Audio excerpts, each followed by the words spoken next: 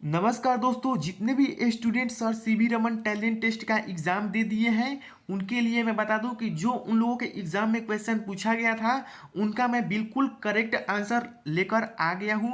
हमने बहुत सारे लोगों को यूट्यूब पे देखा कि वे लोग गलत आंसर बता रहे थे। हम सभी क्वेश्चन का नहीं बात कर रहे हैं, लगभग 10-20 क्वेश्चन में से तो 2-3 तो ऐसे ही गलती बता दे रहे थे और एक क्वेश्चन 4 नंबर का है। इससे बहुत फर्क पड़ जाएगा, इसलिए आप करेक्ट आंसर को मिलाइए और जिससे आपको पता चल जाएगा कि हमने इस एग्जाम में कितना सही किया है कितना गलत किया है। आपको एक सेटिस्फेक्शन हो सकता है कि हम इस एग्जाम को मतलब कट ऑफ इसका पार जो होगा उसे हम क्रैक कर सकते हैं या नहीं कर सकते हैं। इन सारी चीज़ों के बारे में हम इस वीडियो के आगे बात करेंगे। अभी हम फिलहाल क्वेश्चन की ओर चलते हैं। आप लोग मिला लीजिए कि आप लोगों ने कितना क्वेश्चन सही किया है। हम एक एक क्वेश्चन को आपको साथ डिस्कशन करके आपको आंसर बताएंगे ताकि आपको ये बिलीव रहे कि नहीं यही इसका जेन्युइन आंसर है। तो चलिए, हम लोग का पहला क्वेश्चन है। देखिए क्वेश्चन को अच्छी तरीके से देखिएगा स्क्रीन पे एंड मेरी बातों को सुनिएगा। हम लोग का पहला सवाल है कि पानी से भरी एक आयताकार बर्तन में एक नींबू डालकर बाहर से देखें। कह रहे हैं कि एक पानी से भरी आयताकार बर्तन में एक नींबू को डाल दीजिए, उसके बाद देखिए नींबू का आकार दिखेगा। यानी कि नींबू का आकार क्या दिखेगा जी? बड़ा दिखेगा कि छोटा दिखेगा कि समान आकार का दिखेगा कि दुगुने आकार का?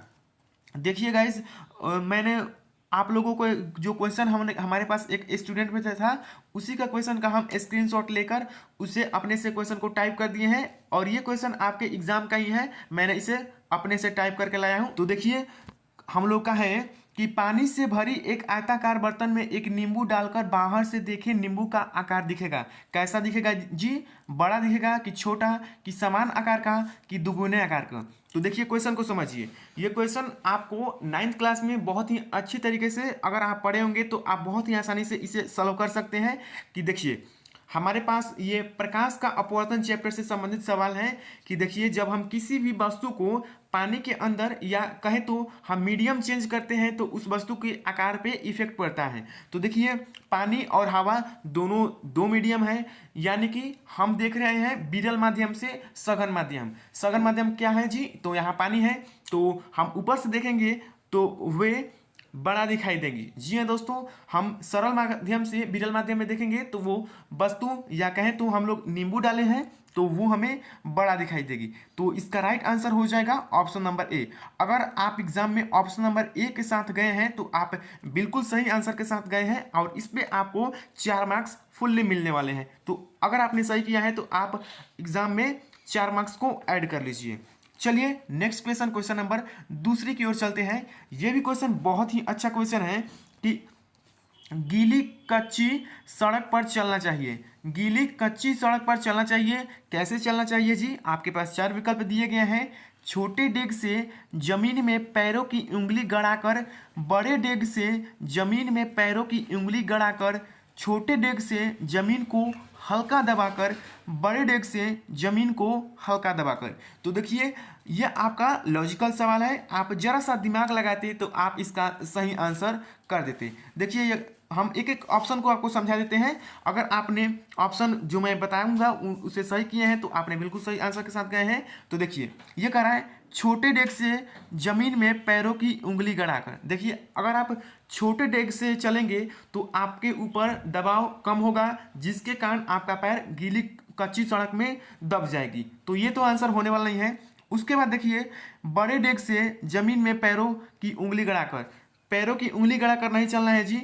छोटे डेग से जमीन को हल्का दबाकर, ये भी नहीं करना है आपको, क्योंकि देखिए आपको दबाव कम करना है तो आपको यही जो विकल्प नंबर 4 में दिया गया है कि बड़े डेग से जमीन को हल्का दबाकर। देखिए समझिए, अगर आप बड़ा डेग रखेंगे तो आपका एरिया ज़्यादा हो गया, जब आप एरिया को बढ़ा दिए तो दबाव को आप ज़्यादा कर दिए जिसके कारण आपका पैर नीचे नहीं दबेगा और उसके बाद हल्का दबाइएगा तो आपका दबाव कम होगा जिसके कारण आप गीली कच्ची सड़क पर आसानी से चल सकते हैं। तो इसका राइट आंसर यही हो जाएगा ऑप्शन नंबर डी, बड़े डेग से जमीन को हल्का दबाकर। चलिए आशा करता हूं आप लोग को ये क्वेश्चन अच्छी तरीके से समझ में आई होगी। चलिए अब हम लोग नेक्स्ट क्वेश्चन की ओर बढ़ते हैं।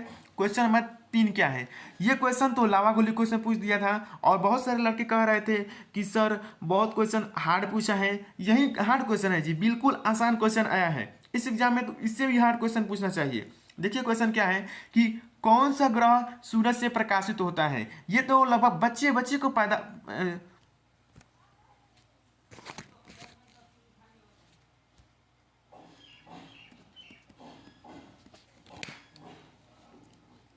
ये तो लगभग बच्चे बच्चे को पता होना चाहिए कि कौन सा ग्रह सूरज से प्रकाशित होता है। आपके पास ऑप्शन है मंगल ग्रह, पृथ्वी, चांद, सभी। तो हम आपको बता दें कि जो ग्रह सूरज से प्रकाशित होता है वो तो आपका चांद ही ना है। जी हाँ दोस्तों, चांद है, जिसे हम लोग चांदा मामा कहते हैं। जिसे पूर्णिमा की रात हम लोग से पृथ्वी का जो पूरा भाग है वो चमकीला हो जाता है। तो इसका राइट आंसर यही हो जाएगा।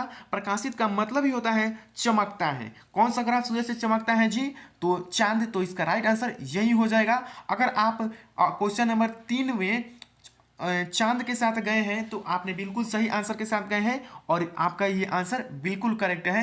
अदर ऑप्शन के साथ गए हैं तो आपने गलत टिक आउट करके आया है, आपको 1 नंबर माइनस हो जाएगा। चलिए क्वेश्चन नंबर 4 क्या है कि किसी वस्तु को छत से क्षैतिज फेंका जाता है, इसका वेग उदग्र होगा 10 मीटर नीचे, 20 मीटर नीचे, 1000 मीटर नीचे, कभी नहीं। तो देखिए अगर आप वस्तु को छत से क्षैतिज फेंके हैं तो इसका वेग उदग्र क्यों पूछ रहे हैं जी, तो इसका राइट आंसर यही हो जाएगा ऑप्शन नंबर डी। अगर आप ऑप्शन नंबर डी कभी नहीं के साथ गए हैं तो आप बिल्कुल सही आंसर के साथ गए हैं। इसका राइट आंसर हो जाएगा 4 का डी, बिल्कुल करेक्ट। चलिए 5 नंबर क्वेश्चन के और बढ़ते हैं। 5 नंबर भी क्वेश्चन बहुत ही अच्छा क्वेश्चन पूछा गया था। देखिए क्वेश्चन, मैंने तो इस क्वेश्चन को देखा, मैंने 2-3 यूट्यूबर को देखा, इसका आंसर गलत बताए थे। अब आप इस वीडियो में जान लीजिए कि इसका सही आंसर क्या होने वाला है। क्वेश्चन है कि इनमें से कौन सबसे तेज चलती है। इनमें से कौन है जो सबसे तेज चलती है जी। आपके पास 4 विकल्प दिए गए हैं, आप चारों विकल्प को अच्छी तरीके से देखिए।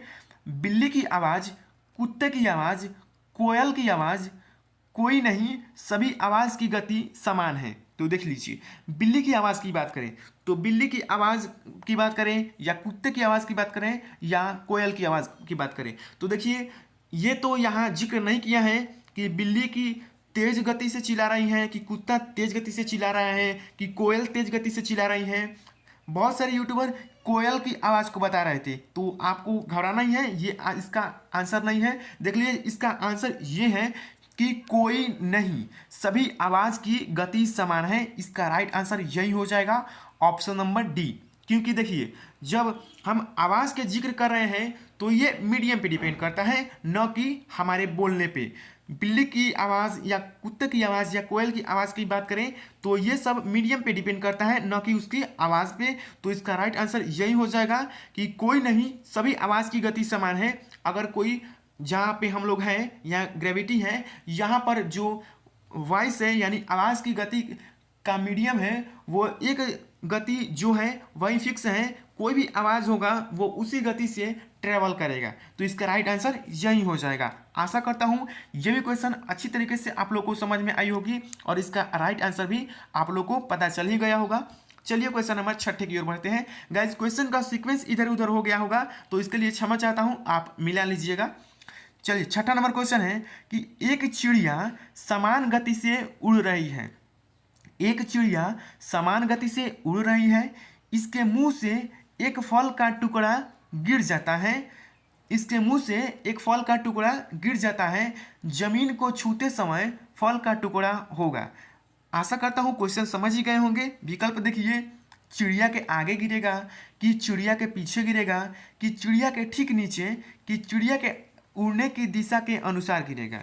तो हम आपको बता दें कि इसका राइट आंसर होने वाला है चिड़िया के ठीक नीचे। जी हाँ दोस्तों, चिड़िया के ठीक नीचे। अब आप कहेंगे ये कैसे, चलिए समझ लीजिए। देखिए ये न्यूटन का नियम है कि अगर कोई वस्तु जड़त्व के नियम का पालन करती है तो अगर चिड़िया उड़ रही है तो उसी के साथ वो मुंह में जो फल का टुकड़ा ली है वो भी उसी के साथ ट्रेवल कर रहा है। तो अगर उस उड़ने के दौरान ही उसके मुंह से फल का टुकड़ा गिर जाता है, तो वो भी उसी गति के साथ गिरेगा जिस गति से के साथ चिड़िया उड़ रही थी। तो जितनी गति से चिड़िया गई उतनी गति से आपका फल का टुकड़ा भी गया। तो दोनों की चलने की गति समान है, तो वो जहाँ गिरेगा, जहाँ चिड़िया रहेगी ठीक उसके लंबवत चिड़िया के ठीक नीचे गिरेगा। तो इसका राइट आंसर यही होगा। आशा करता हूँ ये भी क्वेश्चन आप लोगों को बहुत ही अच्छी तरीके से समझ में आ गई होगी। चलिए हम लोग 7वें नंबर क्वेश्चन की ओर बढ़ते हैं। गाइज, आप लोगों के दिमाग में जितने भी सवाल हैं उन सवालों पे हम एक बहुत ही जल्द वीडियो लाने वाले हैं, आप लोग चिंता न करिए। चलिए 7वां नंबर क्वेश्चन है कि एक बैलून ऊपर उठ रहा है, एक बैलून ऊपर उठ रहा है, इसमें भरी गई हवा क्या है जी? गर्म है कि ठंडा है कि हवा से हल्की है कि हवा से भारी है? तो देख लीजिए, ऑफकोर्सली बैलून का ऊपर उठ रहा है तो क्या है जी? हवा से हल्की गैस है, तभी ना। देखिए वो गर्म हवा तो है ही, इसलिए हवा से हल्की है, इसलिए वो ऊपर की ओर उड़ रही है। ये बहुत ही आसान क्वेश्चन था। आशा करता हूँ आप लोगों ने इसका सही आंसर एग्जाम में देकर आया होगा। हवा से हल्की है इसलिए एक बैलून ऊपर की ओर उड़ रहा है जो उसमें हवा है। चलिए 8 नंबर के क्वेश्चन की ओर बढ़ते हैं। 8वां नंबर क्वेश्चन है कि विद्युत धारा पैदा किया जा सकता है। विद्युत धारा पैदा किया जा सकता है किससे जी? तो उससे पहले मैं आपको बताना चाहूँगा कि अगर आपने इस वीडियो को लाइक नहीं किया है तो लाइक कर दीजिए, और चैनल पे नए हैं तो चैनल को सब्सक्राइब कर दीजिए। विद्युत धारा पैदा किया जा सकता है किससे किया जा सकता है जी? ताप ऊर्जा से, प्रकाश ऊर्जा से, गतिज ऊर्जा से।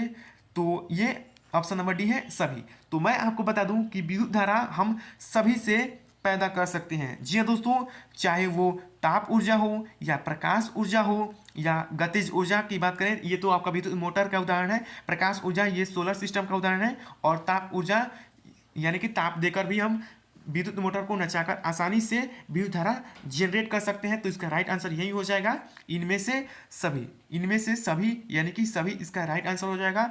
तो गाइज, ये वीडियो आपको कैसा लगा हमें कमेंट में बताइए, और आप किस टॉपिक पे वीडियो देखना चाहते हैं ये भी हमें कमेंट में बताइए। मिलते हैं गाइज।